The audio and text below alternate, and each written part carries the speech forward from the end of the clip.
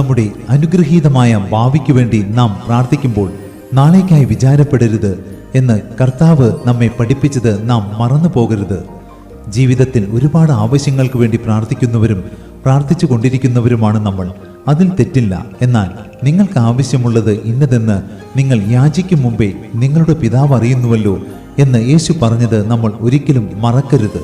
അതുപോലെ രോഗശാന്തിക്ക് വേണ്ടി പ്രാർത്ഥിക്കുമ്പോൾ യേശു നമ്മുടെ ബലഹീനതകളെ എടുത്തു, വ്യാധികളെ ചുമന്നു എന്ന വചനം നമ്മൾ ഓർക്കണം. സ്നേഹിത, ഇതൊന്നും മനസ്സിലാക്കാൻ അത്ര പ്രയാസമൊന്നുമില്ല. എന്നിട്ടും പ്രാർത്ഥനകൾക്ക് ഉത്തരം ലഭിക്കുന്നില്ലെന്ന് പറഞ്ഞ് നമ്മൾ വിലപിക്കുകയാണെങ്കിൽ മുമ്പേ അവന്റെ രാജ്യവും നീതിയും അന്വേഷിപ്പിൻ, അതോടുകൂടെ ഇതൊക്കെയും നിങ്ങൾക്ക് കിട്ടും എന്ന വചനം നമ്മൾ സത്യസന്ധമായി അനുസരിക്കുന്നുണ്ടോ എന്ന് സ്വയം ചോദിക്കുന്നത് നല്ലതാണ്. അതെ, സത്യത്തിൽ ആവശ്യങ്ങൾക്ക് വേണ്ടിയല്ല, തിരിച്ചറിവിന് വേണ്ടിയാണ് നമ്മൾ പ്രാർത്ഥിക്കേണ്ടത്.